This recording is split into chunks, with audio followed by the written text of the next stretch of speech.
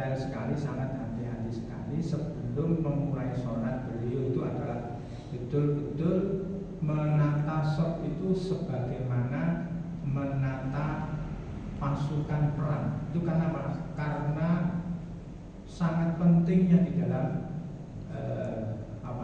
penegakan shaf. Yang hadis pertama dari bab ini adalah hadis nomor 675 di kitab Sahih Bukhari. Hadatsana Mu'adz bin Asad, telah menceritakan kepada kami Mu'adz bin Asad. Jadi nanti kalau cerita di dalam hadis itu ada hadatsana, itu berarti telah menceritakan kepada kami. Memang hadis itu adalah diriwayatkan atau diceritakan dari nanti saat menyambung dari manqul dari Rasulullah, kemudian turun pada sahabat-sahabat, pada tabi'in pada tabi'in dan seterusnya, kemudian sampai pada perawi hadis gitu. Jadi penulisan hadis itu bukan angan-angan, bukan buatan manusia, bukan. Ini adalah cerita hadis atau riwayat dari Rasulullah sampai kepada Rasulullah, kemudian diceritakan oleh para sahabat, kemudian kepada para tabi'in, kemudian tabi'in dan seterusnya, tabi'in sampai kepada penulis hadis. Qala Mu'adz bin Asad, akhbarona, telah mengkabarkan kepada kami Al-Fadl ibnu Musa, Fadil bin Musa. Qala akhbarona, telah mengkabarkan kepada kami Sa'id bin Ubaid, Sa'id bin Ubaid atau an Bushair bin Yasar al-Ansari. Jadi dari Bushair bin Yasar al-Ansari. Jadi ini termasuk golongannya orang Ansor. Anas bin Malik, dari Anas bin Malik, annahu, bahwasanya dia Anas bin Malik itu qadimal Madinah, sampai di Madinah.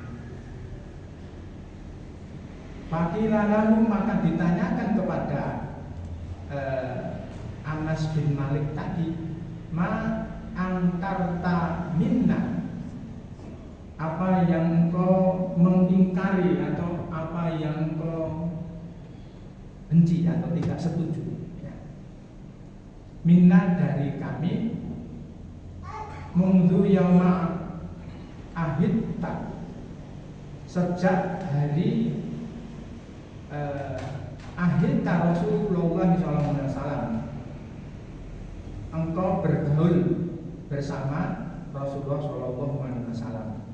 Qala, berkata Anas bin Malik, ma angkartem, tidaklah aku ingkar atau tidaklah aku membenci sayan sesuatu, illa, bahwasanya anakku, kamu sekali, anakku, bahwasanya kamu sekalian itu la tuqimu nas-sufuf, tidak menegakkan shalat. Jadi ceritanya ini adalah Anas bin Malik datang ke Madinah.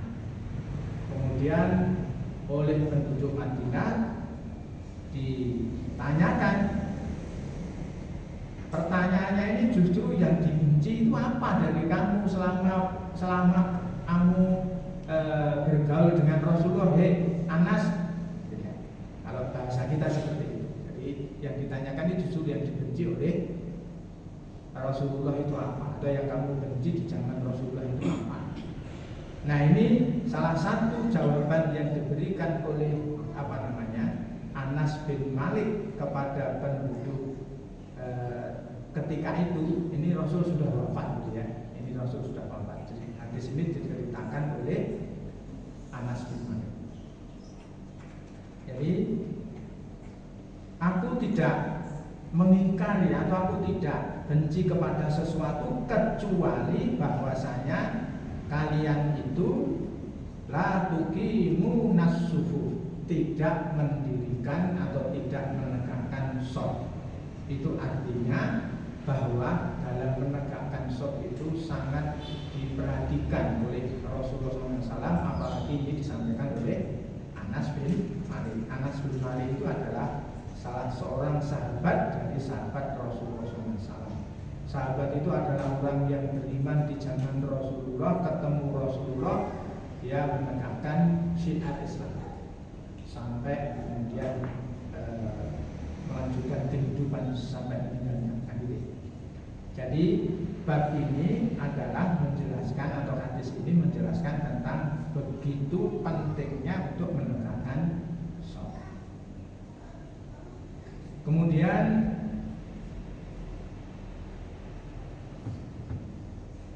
bab yang berikutnya, yakni rangkaian dari penegakan sholat itu di bab yang berikutnya ini menjelaskan tentang al-zakil mangkibi bil mangkibi wa kudami bi kudami bis sofi. Bab menempelkan pundak, bab menempelkan pundak dengan pundak dan tapak kaki dengan tapak kaki bis sofi di dalam sof. Wa qala Nu'man bin Bashir, ro'a itu rajula minna yulziku ka'bahu bi ka'bi sahibihi. Berkata Nu'man bin Bashir, aku melihat laki-laki di antara kami yulziku ka'bahu, menempelkan bahunya bi ka'bi dengan bahu sahibihi, sahabatnya. Itu artinya dalam menegakkan sholat itu dalam hal ini adalah menempelkan bahu dengan bahu sahabatnya. Hadisnya yang nomor 676. Hadatsana Umar bin Khalid, telah menceritakan kepada kami Umar bin Khalid, qala hadatsana Zubair, berkata telah menceritakan kepada kami Zubair an Humaid an Anas anin Nabi sallallahu alaihi wasallam, dari Anas dari Nabi sallallahu alaihi wasallam. Qala, bersabda Rasulullah sallallahu alaihi wasallam, atau bersabda Nabi sallallahu alaihi wasallam, aqimu sufufakum fa inni arakum min wara'i dhahri wa kana haduna yulziku mankibahu bi mankibi sahibihi wa qadamahu bi qadami.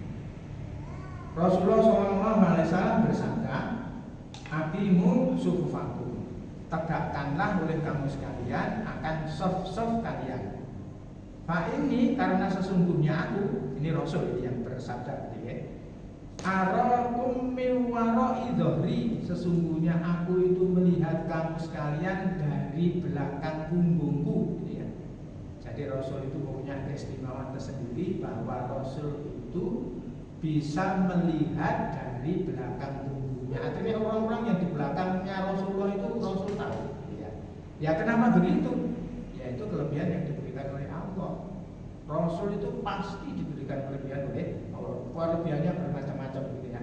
Kalau salah satu kelebihan yang diberikan oleh Allah kepada Nabi SAW ini adalah beliau bisa melihat dari belakang punggungnya. Siapa orang yang di belakangnya beliau tahu. Gitu ya. Toh yang memberitahu, yang bisa melihat, bisa apapun itu adalah Allah, yaitu terserah kepada Allah. Nah ini salah satu keutamaan atau kelebihan atau mungkin bisa jadi mukjizatnya, juga bisa melihat dari belakang punggungnya. Makanya haduna, dan adalah salah seorang di antara kami yulziku mankibahu bi mankibi sahibihi, menempelkan pundak dengan pundak sahabat, wa qadamahu, dan tapak kaki bi qadamihi, dengan tapak kaki sahabatnya. Artinya dalam menegakkan sholat itu dalam hadis ini adalah dengan cara apa? Yakni cara menempelkan bahunya, bahu itu pundak tadi, bahu itu. Jadi bahu dengan bahu sahabatnya, atau pundak dengan pundak sahabatnya, kemudian kaki dengan kaki sahabatnya. Itu artinya tepi kaki, misalnya ini tepi yang kanan, ini kemudian garis sebelah begini. Maka apa namanya? Sholat dalam penegakan sholat itu menghadap ke kiblat itu bukan hanya wajahnya saja ke kiblat, bukan. Ya seluruh badannya itu menghadap ke kiblat. Termasuk kalau takbir itu adalah menghadap ke kiblatnya, tangannya begini ya. Mungkin sejajar dengan telinga kalau begini, atau mungkin sejajar dengan pundak atau dada, itu semuanya ada riwayatnya. Tapi ini menghadap kepada kiblat. Jadi bukan mirip begini, tapi adalah menghadap ke kiblat. Jari-jarinya termasuk jari-jari kakinya. Jari kakinya ini, kalau ini kakinya ya bukan bukan menyimpang begini, tapi lurus gitu ya. Dan ini arahnya adalah arah ke kiblat. Sampai detailnya seperti ini gitu ya. Jadi ini prakteknya oleh para sahabat itu menegakkan shaf itu sampai begitu. Dan Rasul itu ketika menegakkan shaf itu betul-betul ada dalam riwayat lain itu ada sahabat-sahabat yang dadanya itu maju sedikit gitu ya, atau tidak rata disapa oleh Rasulullah, didatang oleh Rasulullah, kemudian dilus dadanya untuk jangan berselisih. Di Rasul menyampaikan seperti itu. Begitu lembutnya Rasulullah, tapi begitu tegasnya Rasulullah di dalam penegakan shaf atau dalam menata barisan shaf sholat itu begitu diperhatikan. Jadi mari kita mengikuti apa yang dicontohkan oleh Rasulullah SAW, karena ya memang harus begitu gitu ya. Kemudian praktek yang berikutnya, sebenarnya hadisnya banyak, tapi ini beberapa saya sampaikan. Babnya adalah idza qamar rajulu an yasari imami wa hawalahul imamu khalfahu ila yaminihi tamat sholatuhu. Bab ketika seorang laki-laki berdiri di anyasari dari arah kiri al-imam, dari arah kirinya imam, wa hawalahu, dan ia dipindahkan, artinya dipindahkan posisinya, al-imam lahu, padanya itu al-imam, jadi dipindahkan oleh imam khalfahu ila yaminihi, dari arah belakangnya ke sebelah kanannya. Tamat sholatuhu, maka sempurnalah sholatnya. Jadi babnya ini menjelaskan orang yang berdiri di sebelah kiri imam, karena ini dua orang gitu ya, kemudian sholatnya yang makmumnya tadi di sebelah kirinya imam. Nah, oleh imamnya kemudian ditarik dari arah belakang. Nariknya bukan di depan arah belakang depannya, tapi dari arah belakangnya dengan tangan kirinya, kemudian ditarik, diposisikan di sebelah kanan. Ya. Jadi ini menandakan bahwa sholat dua orang, ya, sholat laki-laki itu tidak bisa mendirikan shaf sendiri, atau tidak boleh mendirikan shaf seorang diri. Itu nanti lain kalau orang perempuan gitu ya. Jadi orang laki-laki itu membuat shaf itu minimal dua orang. Jadi dua orang. Nah kalau sholatnya dua orang, berarti satunya imam, satunya makmum. Nah karena mungkin orang tidak tahu posisi makmumnya di sebelah kiri, lah imamnya kemudian memindahkan. Jadi memindahkan si makmum tadi di sebelah kanannya, lewatnya belakang. Jadi nanti begitu. Hadisnya, ya ini di hadis 677 di Sahih Bukhari, yang di kitab saya ini. Mungkin kalau di kitab yang lain agak beda cetaknya, kadang-kadang ada sedikit berbeda halaman gitu. Tapi insya Allah nomor hadisnya sama. Hadasana Qutaibah ibnu Sa'id qala hadasana Dawud an Amr bin Dinar an Quraib Maula bin Abbas. Ini pembantunya Ibnu Abbas.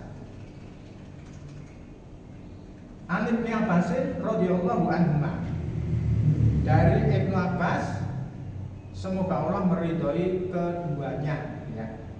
Ada di dalam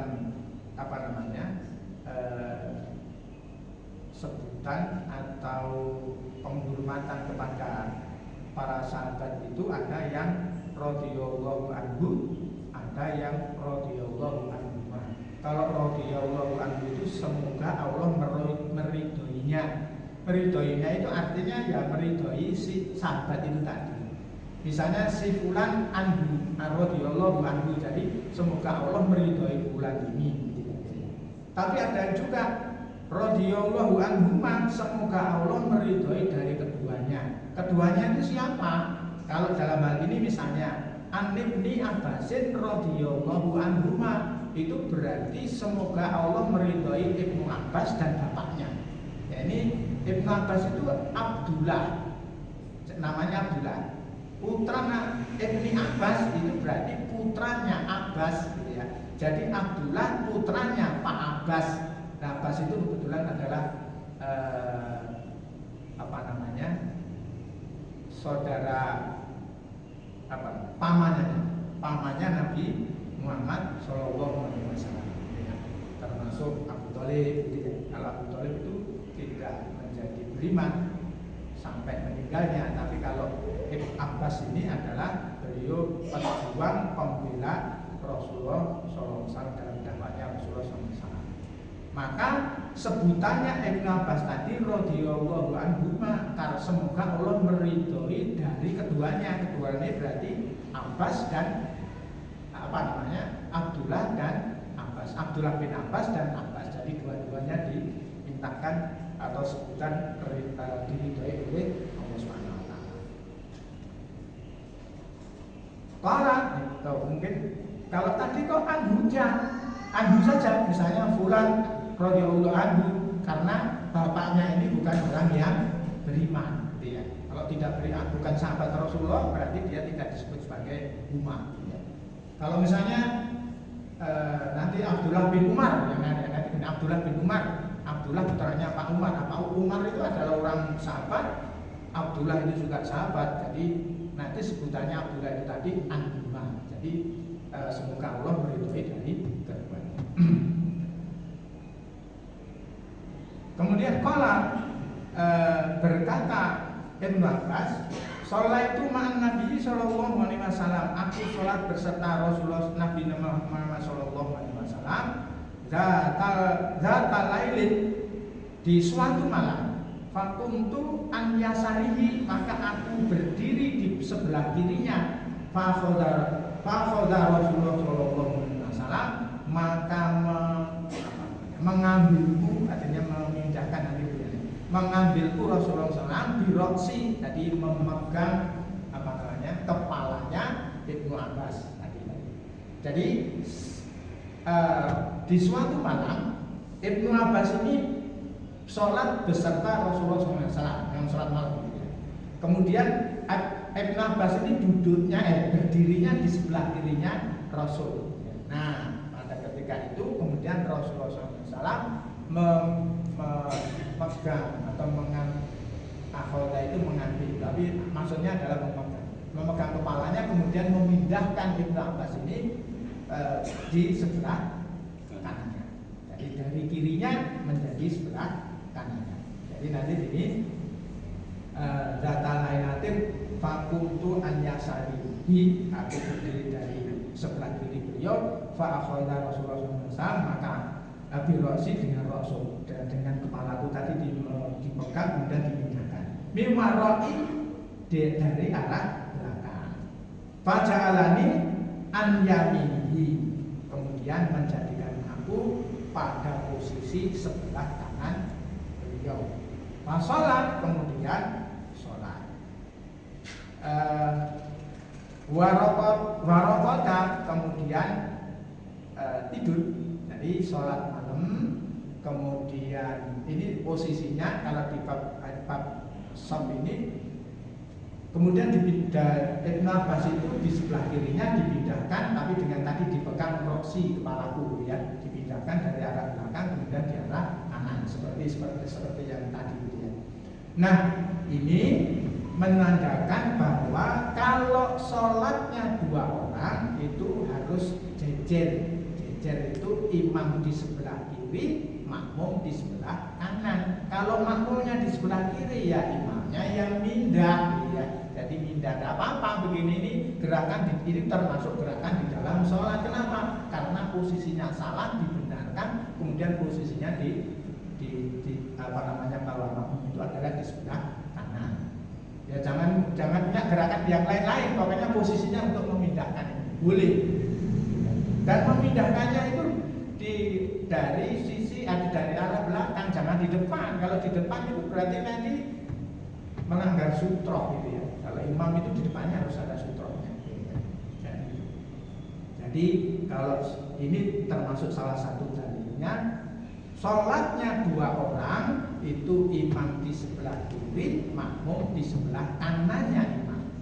Sejajar, bukan terus nanti ada orang yang sini kadang-kadang sok merasa bijaksana, mundur titik lah misalnya, mundur titik biar tidak sama dengan imamnya. Rasul tidak pernah menyontohkan seperti itu. Contohnya dia sejajar, imam kiri, makmum kanan. Kita tidak usah membuat atau membayangkan atau merekayasa yang lain-lain. Rasul begini sudah begitu aja sudah cukup ya, cukup bahwa Rasul bahkan tadi di atasnya juga begitu, atau di atas yang lain juga begitu. Itu artinya ya posisinya sama, ya posisinya sama gitu. Sama itu adalah kalau berdiri sama itu berarti di belakang, artinya tumitnya belakang itu ya. Kaki kan berarti ya, kaki itu yang belakang itu ukurannya. Karena nanti mungkin makmumnya kakinya lebih besar, ya bisa jadi bagian depannya akan lebih depan daripada imam. Ya tidak apa-apa, tapi belakangnya yang sama. Itu termasuk posisi yang sama. Setelah sholat malam, kemudian jadi ini juga menandakan bahwa sholat malam itu boleh jamaah. Bahkan bukan hanya sholat malam, sholat sunnah pun Rasulullah SAW pernah berjamaah. Ya. Jadi boleh berjamaah. Sholat sendiri juga boleh, ya. Tapi sholat malam berjamaah dicontohkan oleh Rasulullah SAW. Dan nanti dalam hadis lain bahkan orang banyak itu ikut Rasulullah walaupun itu sholatnya hanya beberapa hari, 3 atau 4 hari kan itu ya. Kemudian setelah itu Rasulullah SAW tidak muncul untuk berjamaah di di masjid bersama orang-orang banyak. Tapi karena khawatir beliau itu nanti jangan-jangan sholat malam itu diwajibkan, khawatirnya Rasulullah seperti itu. Jadi sholat malamnya terus berlangsung walaupun tidak berjamaah pada Rasulullah SAW hari ke-5 dan seterusnya. Setelah sholat kemudian warokoda, kemudian beliau tidur. Ya, jadi sholat itu kemudian setelah sholat malam tidur. Faja'ahul mu'adzinu, kemudian datanglah muadzin. Jadi datang muadzin, faqama wasolat walam yatawaddo, kemudian maqama, kemudian beliau berdiri, maksudnya sholat, kemudian berdiri bangun wasolat dan sholat, walam yatawaddo, dan beliau tidak berwudu. Jadi ini Rasul sholat malam, kemudian setelah selesai sholat malam tidur, kemudian datang muadzin, itu artinya sudah waktunya sholat subuh, diadani untuk sholat subuh. Kemudian Rasulullah SAW dari tidurnya itu kemudian ke masjid untuk berjamaah sholat, dan sholat beliau tidak wudu lagi. Jadi balam yatawaddo itu artinya tidak berwudu lagi. Jadi Rasulullah SAW mencontohkan seperti itu. Cuma ini kalau ada pembahasan dari beberapa fuqaha itu, tuturnya Rasulullah itu artinya ya beliau sudah Rasul itu tidurnya matanya tidur tetapi hatinya tidak tidur, dan tahu beliau itu nanti ngentut gak ngentut, batal gak batal itu tahu. Jadi ini pembahasan, tapi contoh Rasulullah SAW seperti itu. Jadi itu ketika sholatnya 2 orang. Jadi tidak usah ragu-ragu nanti kalau misalnya kita sholat begitu saja. Artinya di sebelah kanannya, tidak usah mundur titik, tidak usah jarang-jarang atau jangan gitu ya. Karena softnya seorang laki-laki itu adalah mepet gitu ya, berdua minimal. Kalau bertiga dan seterusnya ya seperti itu. Kalau satu ya berarti sholat sendiri kan. Kalau kemudian yang hadis yang berikutnya terakhir saya bacakan, babnya itu adalah al-mar'atu wahdaha. Al-mar'atu wahdaha, perempuan yang seorang diri, takunu sofan, itu sudah dianggap sebagai sof. Jadi perempuan sendiri itu sudah sendirian, artinya tidak ada konconya. Itu kalau dia sholat berjamaah itu berarti dia sudah dianggap sebagai sof kalau perempuan. Hadis yang nomor 678. An Abdullah bin Muhammad qala hadatsana Sufyan an Iska an Anas bin Malik, dari Anas bin Malik qala, berkata Anas bin Malik, "Sholaitu, aku sholat, ana wa yatimun, saya dan seorang anak yatim, fi baitina, di rumah kami, khalfan Nabi sallallahu alaihi wasallam, di belakang Nabi sallallahu alaihi wasallam. Wa ummi, dan ibuku Ummu Sulaim khalfana, di belakang kami." Jadi ini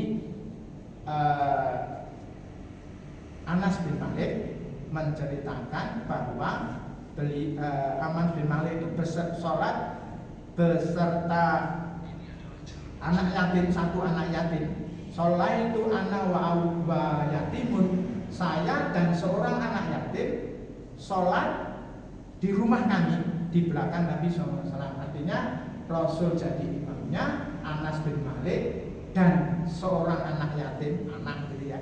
Jadi anak itu sudah dianggap, nanti kalau sudah dia sholat ya itu ya tetap jejer di membentuk saf gitu ya. Jadi Anas bin Malik dengan anak yatim berjamaah bersama Rasulullah di belakang Rasulullah. Kenapa? Ya, karena ini sudah dua orang, ini sudah tiga orang dengan imamnya tadi. Jadi yang dua ke belakang gitu ya. Jadi di belakangnya imam. Wa umi, dan ibuku Ummu Sulaim. Jadi Anas bin Malik ini putranya Ummu Sulaim. Dan ibunya Anas bin Malik itu adalah Ummu Sulaim. Khalfana, di belakang kami. Jadi ini seorang perempuan berdirinya membuat shaf itu boleh seorang diri ya. Tapi posisinya adalah di belakang makmumnya laki-laki. Jadi imam, kalau ini kebetulan tadi Rasul jadi imam, di depan jadi imam, kemudian di belakangnya Anas bin Malik dan seorang anak yatim, walaupun itu anak boleh, nanti tetap sudah sebagai satu shaf. Nah kemudian kan ada perempuan seorang diri, kalau ini adalah ibunya Anas bin Malik, yakni Musalam tadi, di belakang, posisinya di belakang. Jadi ini 4 orang, yang 3 laki-laki, yang 1 perempuan. Yang laki-laki ini bertiga, yang 2 di belakangnya imam, kemudian walaupun itu adalah anak gitu ya, walaupun itu adalah seorang anak, tetap nanti itu harus membuat shaf walaupun dengan anak yatim. Bagaimana? Yatimun, anak yatim. Yatim itu anak gitu ya. Orang tua yatim ya bukan seperti posisinya anak yatim bukan. Kalau orang tua itu ya yatim tapi bukan anak. Ya. Anaknya bapak dan ibunya ya. Nah ini posisinya ketika sholat, beberapa orang untuk membuat atau mengatur shaf dalam sholat itu seperti itu. Jadi itu yang beberapa hal. Padahal untuk shaf itu banyak. Dan nanti kalau misalnya 4 orang, bagaimana 3 orang itu nanti yang satunya masbuk, gimana posisinya dan seterusnya, ya itu ada pembahasan yang semoga nanti kita diberikan kesempatan oleh Allah untuk bisa menyampaikan. Demikian yang bisa kita sampaikan, bahwa mari di dalam beribadah kepada Allah itu kita tidak mengarang gitu ya. Karena kelemahannya orang-orang ahli kitab itu adalah dia mengarang-arang, menduga-duga, kemudian merekayasa bahwa aturan itu mereka kelabui. Kalau kemudian jadilah rusaknya umat dahulu ya karena seperti itu. Nah alhamdulillah Allah SWT mengutus Rasulullah SAW itu sebagai penyempurna dari risalah kenabian yang terdahulu dari Nabi Adam sampai dengan nabi-nabi berikutnya sampai pada Nabi Muhammad SAW itu adalah menyempurnakan ajaran-ajaran Allah atau risalah-risalah yang harus disampaikan. Maka ibadah kita itu berdasarkan contoh atau aturan dari Allah SWT. Karena prinsipnya orang beribadah itu adalah taat pada Allah. Taat pada Allah itu pengertian kita adalah ya pemahaman yang sudah makbul itu adalah taat kepada Allah atau bertakwa kepada Allah itu adalah menjalankan perintahnya, menjauhi larangannya. Itu kelihatannya simpel, tapi itu tidak sederhana. Menjalankan perintahnya itu perintahnya Allah dan Rasulnya itu begitu. Maka dalam semua hal mari kita mengikuti aturan Allah dan Rasulnya, termasuk dalam hal mendirikan shaf di dalam sholat. Ya, sering sudah saya sampaikan bahwa menata shaf itu betul kalau menata perang. Rasulullah sudah menata. Karena apa? Karena pentingnya. Pentingnya apa? Karena sholat itu kita menghadap atau berhadapan-hadapan kepada Allah. Kita itu loh